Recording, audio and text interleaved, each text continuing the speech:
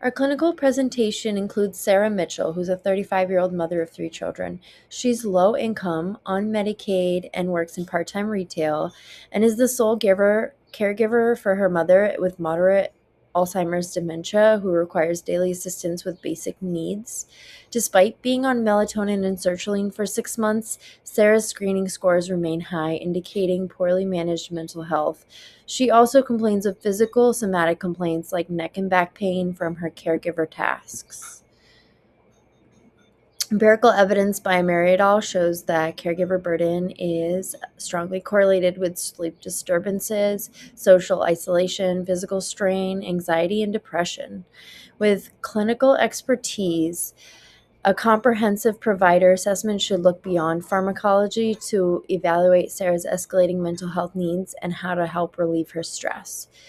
And considering patient values and preferences means maintaining Sarah's values of keeping her mother in the home environment while keeping her safe as well, and also providing a realistic, accessible relief plans for Sarah. The population represents Sarah as she is a strained caregiver. The intervention addresses her need for further resources. The comparison is her usual regimen of SSRIs and melatonin. The primary outcomes are measurable with Sarah's baseline PHQ-9 and GAD-7 results, as well as number of days attending at ADS by her mother. The time frame is appropriate and flexible for the patient and her mother, as the type of ADS services can be chosen at their convenience. And the secondary outcomes are measured by Sarah's reports of improved sleep quality. The level of evidence using Flanagan and Beck's evidence hierarchy finds that systematic reviews represent the highest level of evidence because they integrate findings from multiple studies, while multi-site trial studies provide external validity by directly evaluating the effectiveness of interventions. With 2 systematic reviews and 1 multi-site randomized control trial, the overall level of evidence is off to a strong start. The level 1 reviews synthesize findings from multiple studies on adult day services, while the level 2 trial provides intervention based evidence comparing adult day services alongside with adult day services plus additional caregiver support.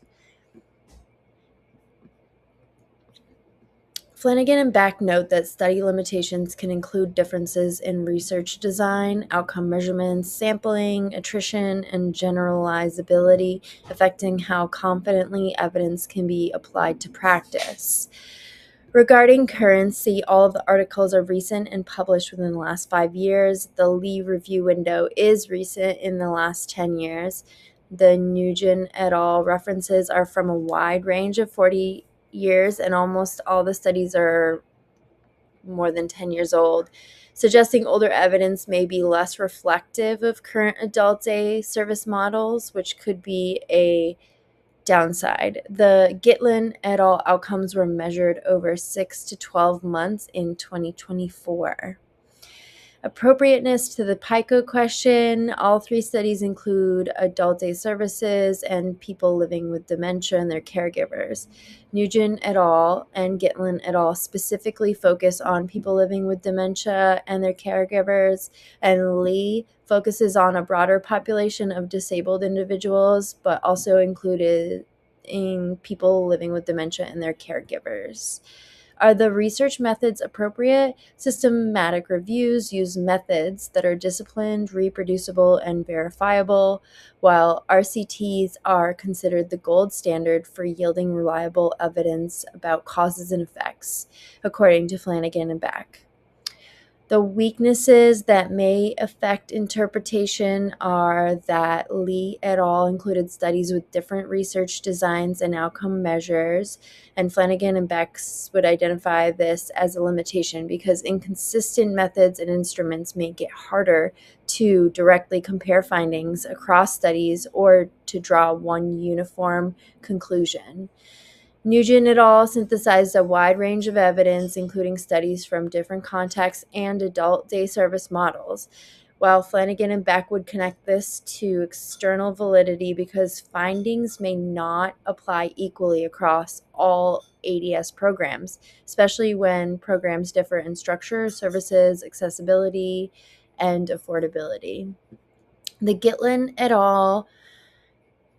Reference noted their own limitations of site variation, loss to follow-up, and incomplete attendance data, which Flanagan and Beck would view these as threats to interpretation because site differences can affect generalizability, attrition can introduce bias, and missing data can weaken confidence in the results.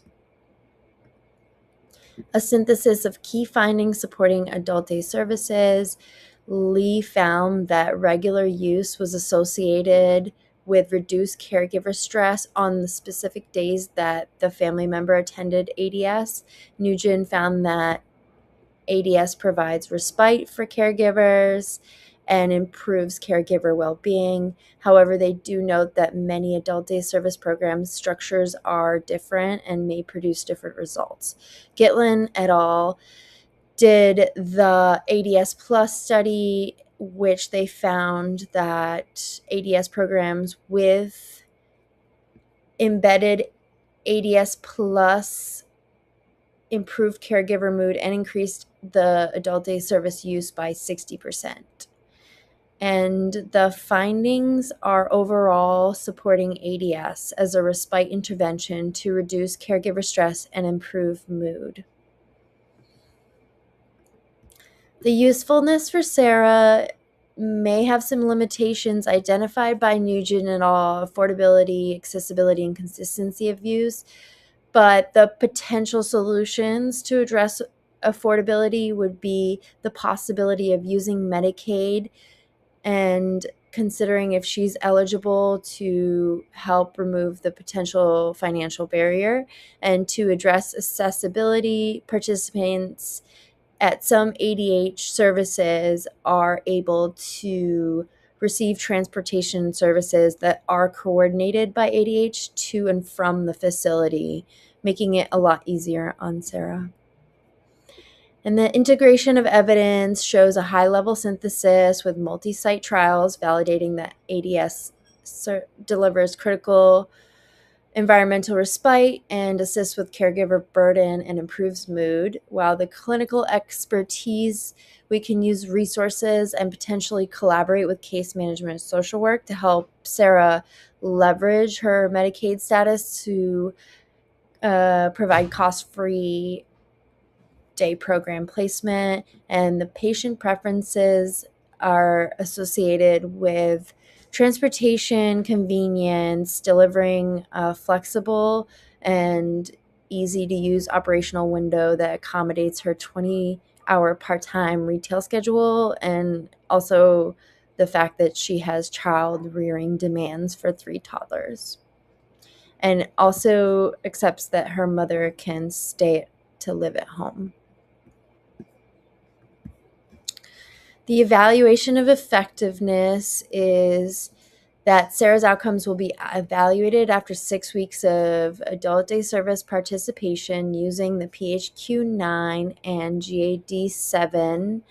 This provides an early clinical checkpoint to assess whether respite is improving depression and anxiety services, while also fitting into a realistic follow-up window for her ongoing care.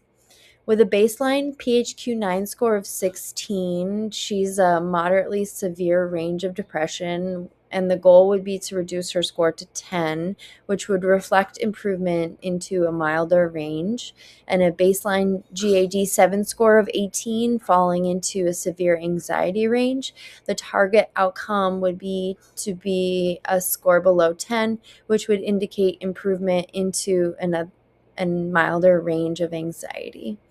Attendance will be reported by Sarah and should aim for at least 2 days a week to start because the evidence does support regular use, and Gitlin et al. Stronger Use Group averaged about 2.4 days per week across the 12 months.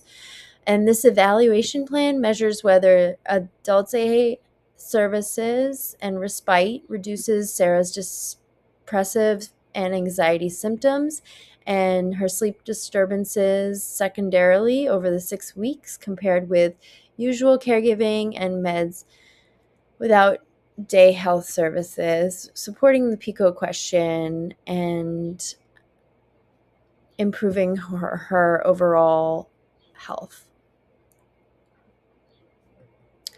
Thank you for listening. Here are my references.